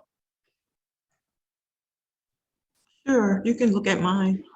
Oh, yeah, I'd love to. All right, I'm going to stop my share. And if we have time, Hope will also be able to check out yours, but let me ensure. There we go. Once you're ready, Darlene, you should be able to share your screen once you get to LinkedIn. I thought you was gonna pull it up. Oh, sorry. I'll do that instead. Do you want me to do that instead? Yeah, you can. Let's see. I'll look you up. This is going to be helpful for me to practice too. And it'll also be helpful for us to practice as we look at what that profile looks. And then Hope, I'll also check with you afterwards. So let's do. Okay. Go easy on me now. No, I'm gonna be kind. I'm gonna be kind. All right, so Darlene Whitfield. All right, so as we mentioned earlier, it helps to have that strong profile. I'm guessing you're the first one, correct? Yes. Now, if I didn't get to see your lovely self on this call and I had to sort through all the kind of hidden profiles, I wouldn't know where to begin. So it's important to have, especially once you've made that connection with someone, that photo available, right? So we can kind of click and see all results. What's nice about LinkedIn is that we can search people in a few different ways. If I know I'm looking specifically about someone named Darlene, I can of course click on people. However, if I want to go back, look at posts that involve Darlene or maybe communities, groups, those kinds of things, you can filter that search in different ways to see where Darlene is posted or come up, or even Darlene's activity. So thinking about what's it called, the conversation we just had on that professional presence online, that communication, being active on LinkedIn, right? We can see Darlene was posting as of just yesterday, right? Talking about legal services, talking about leadership and these kind of things. And so we can see Darlene's very active on LinkedIn. Darlene has a good online presence. And Hope, I'll get to you in just a moment, but hopefully this is also helpful, right? Darlene's not really posting or saying like too much, just sharing really great things, insightful things that she's seeing online. And so again, it doesn't have to be something that breaks the mold, a whole essay or paragraph, just really showcasing what you're finding interesting on the site, what is intriguing to you, and maybe having some commentary, some like posts on it and whatnot, but just being in that kind of engaged space. You mind if we go to your profile next, Darlene? Sure. All right, cool. And so far, you're good. You're solid. Nice, strong head, like what's it called? Like headline, empowerment advocate for the Urban League. So again, what you currently do, your current place of employment, maybe some other places of involvement, certification. So life coach, triple P practitioner, really strong about not too long, but pretty direct. You've got some strong numbers in here as well. I see leadership, detailed tasks, organizational management. So again, looking at those key skills, those key words that we want other employers, other networks to look at and find. We've got some great activity here. We've got some solid experience with included skills, included years and whatnot, some education, volunteering.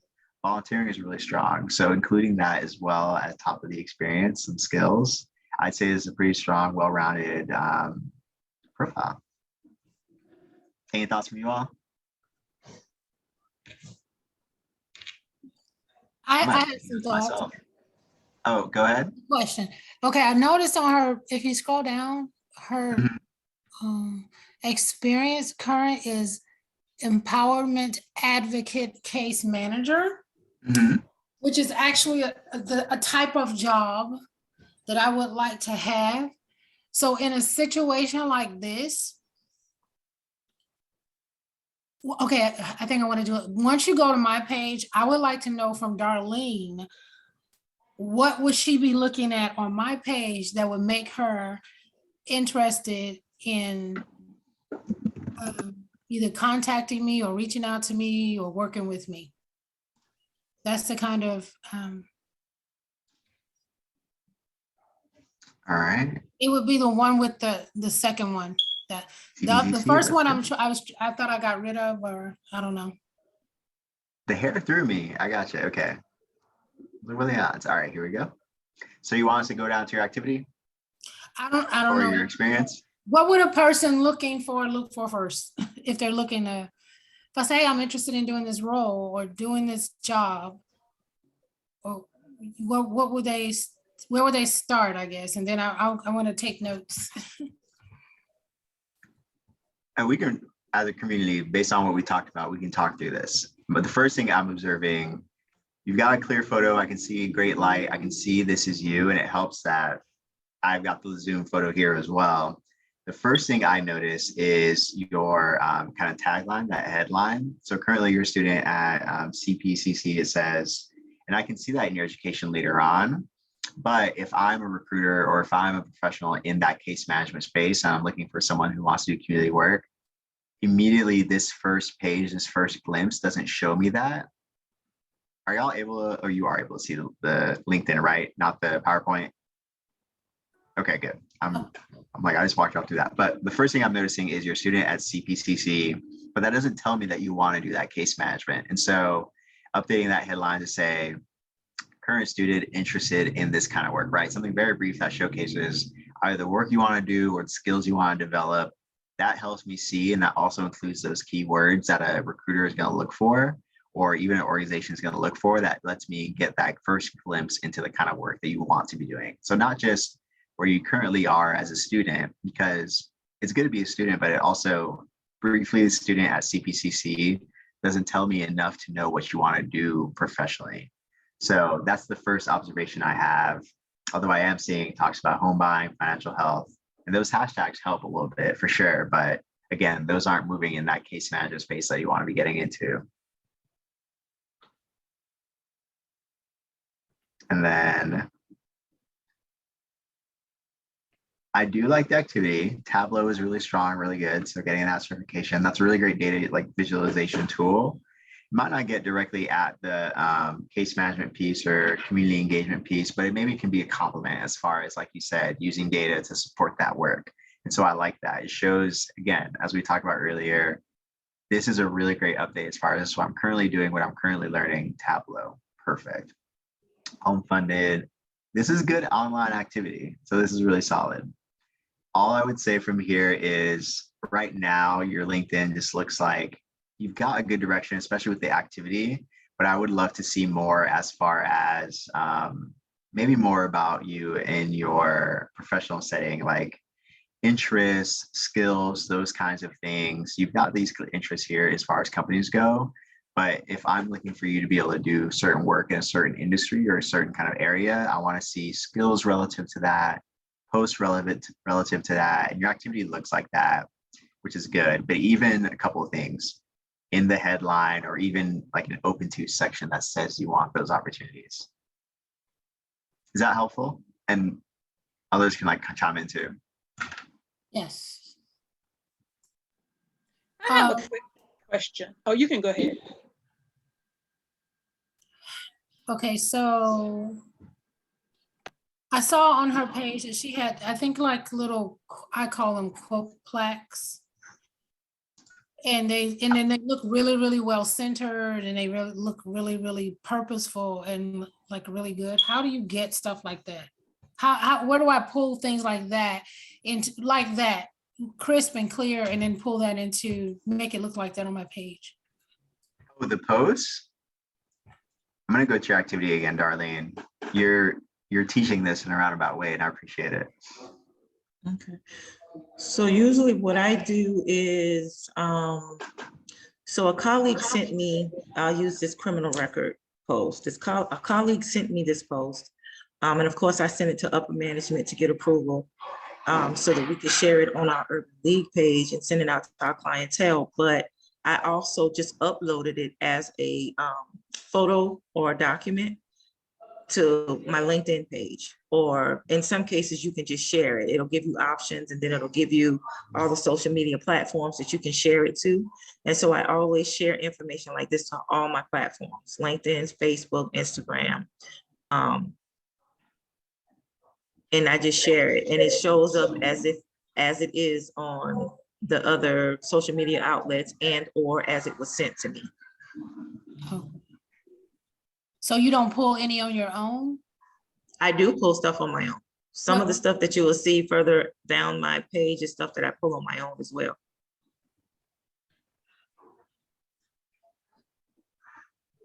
Yeah. When you go on But activity, be mindful, it also says what people like too. And so these are just posts that she's liking, not necessarily what she's posting. Yeah, some stuff that I like for example, slow down. Sorry. Yeah, this one right here with the lady standing in front of the podium. She's one of our partners at the Urban League, Harmony Health, and she just did a national seminar at the national, wherever they go for the psychiatrists. And because she's one of our partners, I posted it. I reposted it on my social media page because I wanted people to get a little bit more.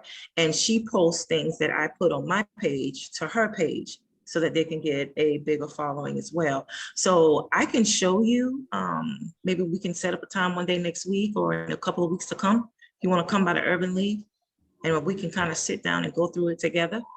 And I can kind of show you how I do it, and then you can kind of see how it feels for you. Okay, sounds good. Thank you, Darlene. Oh no. Oh, Kenitha, did you get your question answered? I haven't. I know we're running out of time. I just have a question about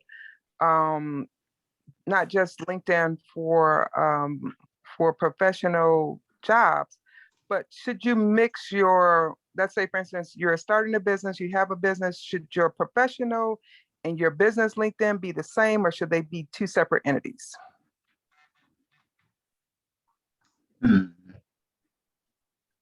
That is a hard question, and I'll give my unsolicited, not business owner advice, and I'll take, again, a grain of salt. I've seen a lot of people do really well successfully is they will have a separate page, a separate account, what have you, for their organization. And on LinkedIn, you'll see this. A lot of organizations have pages. Facebook is stronger for this, especially when you're getting up and running, to have that Facebook page for your organization. And it helps to have like the Facebook page for your company, Instagram page for your company and whatnot. But even having, complementing to that, your own personal Facebook, LinkedIn, Instagram, where you also post about things that your company is doing well. So I have a friend, for example, who does great graphic design work for companies. And she, of course, has her own personal Instagram page, but her work is more artistic, more graphic and whatnot in that way. And so she has a professional Instagram page for her business. And so that is kept separate, but a lot of times she'll post from her business to also like kind of highlight what the work that she's doing is. That being said, as you're following, because you also want to think optimistically long-term, as your following builds for your organization, for your business, it is helpful just to have that separate. That way, like a lot of your posts, a lot of the focus, a lot of new clients as they come in, they can see the focus of the business, and then your own personal page can be personal as it needs to, but you can keep highlighting your business. But again, that's what I've seen successful from other folks, but that's also not my own experience. And so I want to say, like, definitely ask around with other folks who have that business like work that they've been doing, or also get feedback from a lot of this group too. Okay, and that's kind of the focus that I've been lately. So thank you. Mm-hmm. I will say for a lot of Yeah. this. Oh, go ahead, Darlene. Sorry. No, no worries. I agree. Because I have a separate business page for my consulting firm. So like on social media, on Facebook and on Instagram, I have my personal page that I put all my stuff on, life, everything. But then I have my separate page for my business where I post only my business related stuff to coaching, self-development, and what have you. So it's very, very important to have a separate page for both, because outside of LinkedIn, they also research other social media outlets. Anything connected to social media outlets, they are looking at. And so if you can keep it separate, that's the best thing to do. So Darlene, what you're saying right now, you have a separate LinkedIn right now for your consulting business, and then you have another professional one for work. Is that what I understood? Not for LinkedIn, no, for social media, for Facebook and Instagram. Oh, I'm definitely. I only have one LinkedIn account. Yeah, well, I'm already doing that for other social outlets, but this is a professional outlet. LinkedIn is a professional outlet, and that's why, a lot of people, like you said, have businesses, but they keep them separate. But some people, depending on if the work overlaps, they have a combination. But the current work I do and the current business I'm starting doesn't have anything to do with each other. So I'm definitely thinking about keeping it separate. But the only outlet that I know that you can build together, because people look at your reputation on LinkedIn. That's why I was thinking about combining it, because it gives you a picture of reputation on LinkedIn, where all the other social outlets is really just about posting. But this is really more of a professional, a business, a different outlet. That's why I'm trying to figure out if I want to separate, state and church, because I want to, make sure I'm doing that the right way. But on my other outlets, definitely everything is separate entities.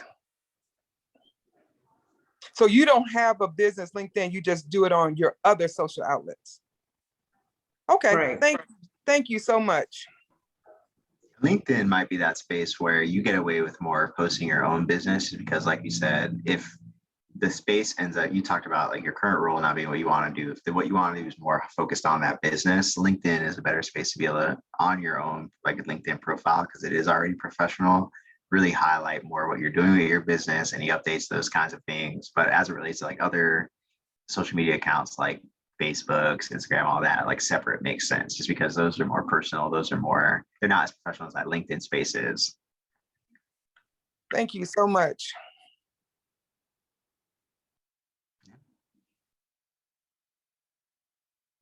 Are we feeling good about LinkedIn now, or at least a little bit better for those of us who like haven't built out our profiles too much yet? Damien, you unmuted, I think, at some point. I wanted to double check if you had like questions or comments. No, sir, I do not. This is my first time seeing anything about LinkedIn. So everything is good to me. It's pretty clear as far as like the way you were explaining everything. So it's the information is pretty clear. So I'm just listening and taking it all in, honestly. Yeah, good. I appreciate it in that like it's a relative, like it can be kind of intuitive. Like at least when I first started on it, like it's grown a lot. So many people are on it, which is good and bad. Like there are a lot of opportunities you can find on LinkedIn for jobs, community network, but it also can be really easy to kind of get lost in it. If anything, you'll have this recording now.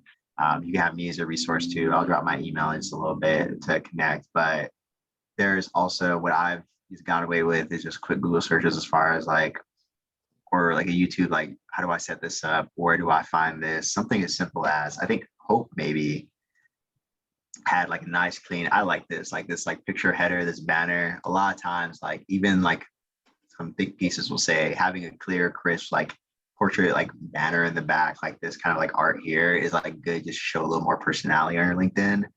Now that I'm working where I am, we have like an organization like wide banner that I use, but even those little things you've been things to find. And so find a way where it speaks to your professional like values, who you are. It's like personal, but also is something that you can help use to get to that next step as you need. But this should not be any more work than y'all's current jobs. That's the last thing I want y'all to have, right? Like y'all, you're full people, you got other things going on. But yes, we're closer to time. So I want to make sure I can also field some more questions if y'all have any before we wrap up. I do. Go ahead. I actually have 2 LinkedIn accounts, and I'm actually trying to figure out how to get rid of one. I would like to delete one of them.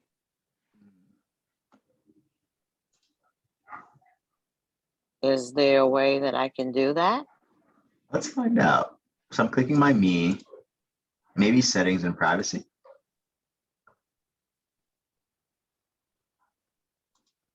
Account preferences. Close account. There we go. So if you click on your, I don't know if you've got LinkedIn open in front of you, Wanda. If you click on your little icon and you go to settings and privacy, like I am doing now, you'll be able to choose account preferences. It's that very first option. And then account management, you can either choose it from this left-hand side here or scroll all the way down. And then there's an option to do your premium subscription. Again, y'all really don't need to do this, but I want to point it out just in case. But at the very end, there is close account and you can select it. I can't I can't close mine because I have a recruiter account and my company has like jobs active and all that kind of thing. But for your personal, especially if you're using a free LinkedIn account, once you click that, you should be able to close it. So the one you're not using actively, you can close that this way. Okay, that's what I needed to know. Good. Thank And you your so second very question? much. That's it. Yeah, I missed that because I got one I need to delete too. Oh, y'all are on it. Hopefully not the one we just like that, Darlene. I like that one. I learned a little bit too from it. No, it was the other one with the other picture of me in the car, sitting in the car. Yeah. And I guess hope too, if you still have access to that first one and you want to delete it, I know you mentioned having trouble there. This should help too. Okay. Any more questions, y'all? So I have a question. Once you, I've been at my job almost 10 years, so this is the last thing that's been on my mind, but now I want to get back into the job market, but I don't want them to know that. So how do I do that? Because they are famous for seeing that people are on LinkedIn and then asking to make a connection with them. So I don't want anybody there knowing it, including HR. So how do I go about that? You don't want, I might have missed that second part. You don't want people seeing that you're making connections? Correct, for my current job. So I don't know, like once I update my profile and put my current job on there, will anyone from there know that I've done that and try to make a connection? Like, I don't want them to see what I'm doing. Because as soon as they see me, they're gonna know you haven't been on here for 10 years, then you must be looking for a job. Yeah, I see. There are a couple of things you can do. So first thing, if you're openly looking, like I talked about earlier, and you go to that open to, if you want to update that, go through this process at the very end, when you get to choose who sees your open, it could be tricky because you can set it so that only people with LinkedIn Recruiter do it. The downside is if people in your company who are recruiters have LinkedIn Recruiter as a option, they'll be the ones who can see that you're looking for roles. But alternatively, and this is what I did when I started my job, because I'm very much like I wouldn't say low key, but I was trying to avoid the whole like, oh, I started a new job, like fanfare, because I was also in the middle of moving, and I felt like I could not give people like the attention to like have the conversation and say, oh yeah, like I'm uprooting, like having that conversation so many times, like it does get like You just don't want to like do it too much. But when you're posting a role, let's see if I can update, because I was able to do this recently. There's a way where current position. So if I add a new position, let's go with retail manager.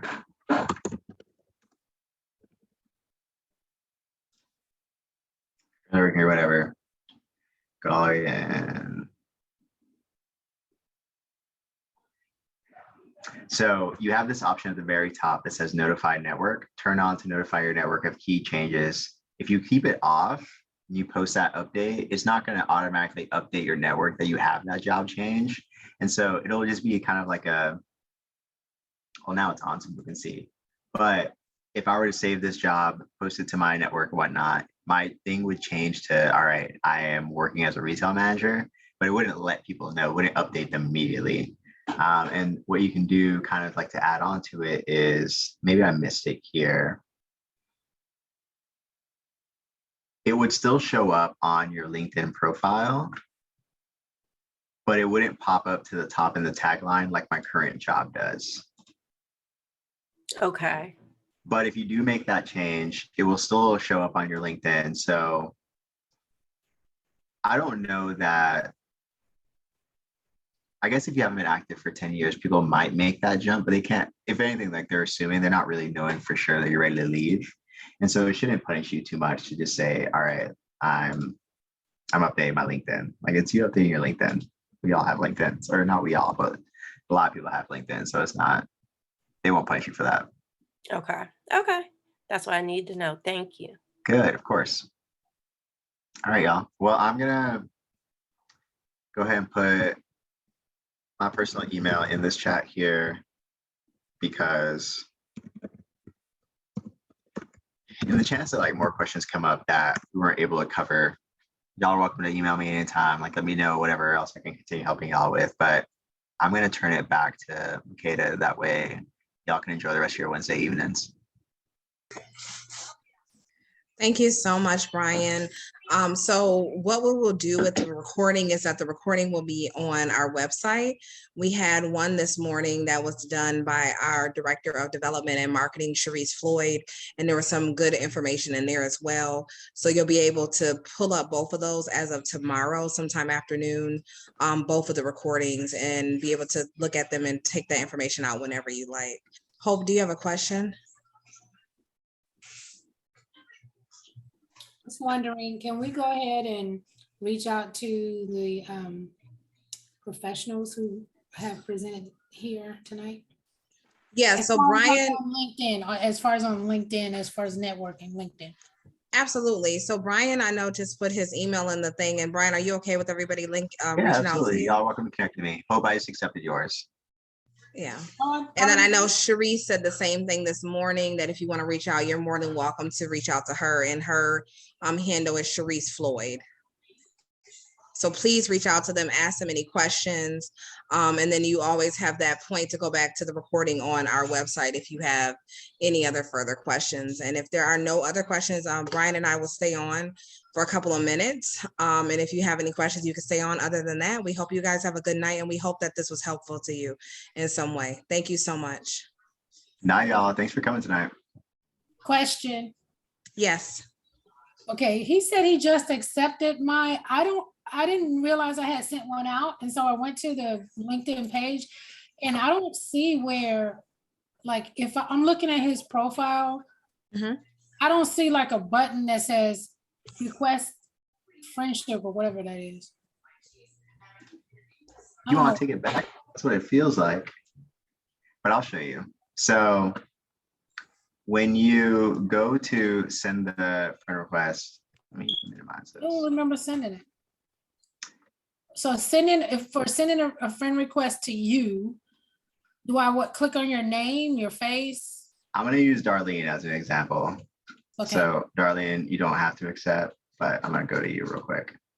So Darlene Whitfield. Ooh. So when you go view someone's profile, a lot of times like the connect button will be right there visible within that top banner, but you can click on more if it isn't. and it will give you the option to either follow, so see their activity, or just connect, which lets you like connect as a professional. So if I send that connection, I may get a notification from Darlene that we connected. Let's see. And I did not. So I didn't get a notification that you and I connected. But once you send that connection, if you go back to your network, so you click that top network button, you click on connections here, it'll show you your connections. And so you're my most recent one. So you're at the very top of that list, Hope. So that's how you can find who you're connected with too. Okay. Network. Connection. Stop that share. Oh, okay, got it. Okay, so Brian, I'm on your page, and how do I connect? So you should be It able to doesn't see. have a drop down. You have three little dots next to the message. Mm-hmm. Is that not popping No, I up? The more? see. Okay, I see the more button. Never mind. There you go. Yeah, I guess it used to be more visible, but maybe folks have just been connecting willy-nilly in the past, and so they were trying to hide it a little bit. But got you. Yeah, if you don't see it Okay, I immediately, just the sent you connect one. button, go ahead and click more, and you're good. Okay, thank you.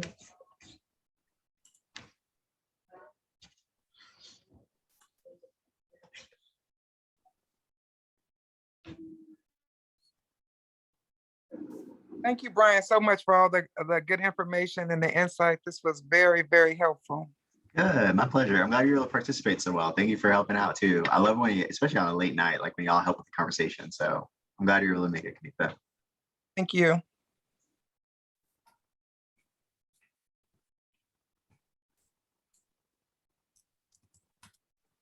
Makeda, I have a question.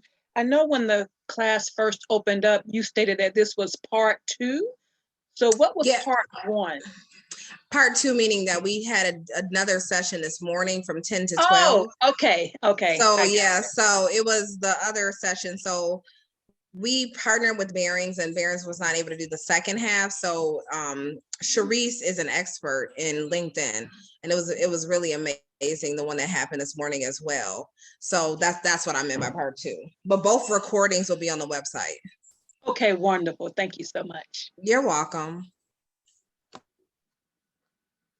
I wish I was able to see Sharice's now.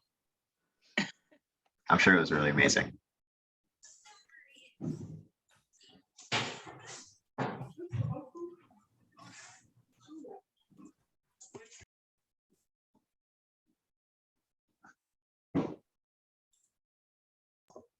And if you don't have any questions, we hope you have a good night. We thank you for joining us.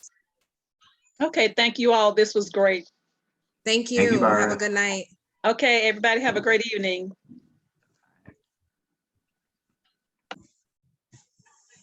Thanks, Noel. Have a good night. Thanks, Noel. You as well.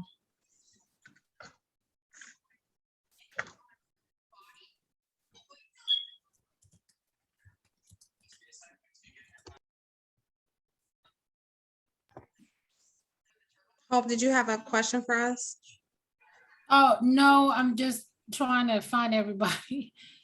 I'm kind of, I'm in the zone. Okay, no, it's okay. Okay, no, I'm good. Thank you, though. Thank you for everything. No, thank you. We hope this was some helpful information for you. Good luck with the next steps. I'm already started. Have a good night. You as well. Thank you. Oh, my, log out. Is he trying to get a job too, Makeda? Your friend in the back? He needs one. He's got to start earning his keep around here. I'm excited to have kids because I'm just going to tell them to pay rent, and they're going to be 1 year old. Like, what are you talking about? Right, and it's the most important thing. There it is. So yeah, he's actually sitting next to me massaging his feet on the foot massager. So there, that's where we are. Good Because on it's y'all for having a hard, foot massager though. right? With my sunglasses on, because it's hard being 5. He's like, yeah, as you know. Let me say hi. Hi. Hey. Yeah. Well, So glad I thank could you so make much, the Brian. 10 Is there o'clock. anything that you need from us on our end? No, that I know of. Yeah, I mean, you've got the recording, so you should be set. But I, again, shared my information. If anyone has anything outstanding, they can reach out to me. But I'm glad we were able to make this work. Again, I feel terrible I wasn't able to make it earlier, but I'm glad you It's had your okay. expert anyway. Yeah, no, we really appreciate you. And I'm sorry we didn't have breakout rooms. I'm gonna have to look at his settings. No, this is the Urban League one. And I'm like, I'm not used to not having breakout rooms either. Yeah, but I like that we were able to do it large group, like you said. Like it was only like 10 or 13 of us at the time, and like we were able to get around chat. Like it worked out much better. So, and I was able to take notes on everyone, so I like that too. So it was good. So, well, thank you so much, and I'll reach out to Elizabeth and tell her thank you as well. Yeah, so my we really pleasure. appreciate you. So thank Enjoy you. your Have night. a good night. Thank you as enjoy well. your weekend or your holiday. Take care. Okay? Yes. Oh yeah, it is. I keep forgetting it's a holiday weekend. You as well. Thank you. Be free. All right. Bye. Bye.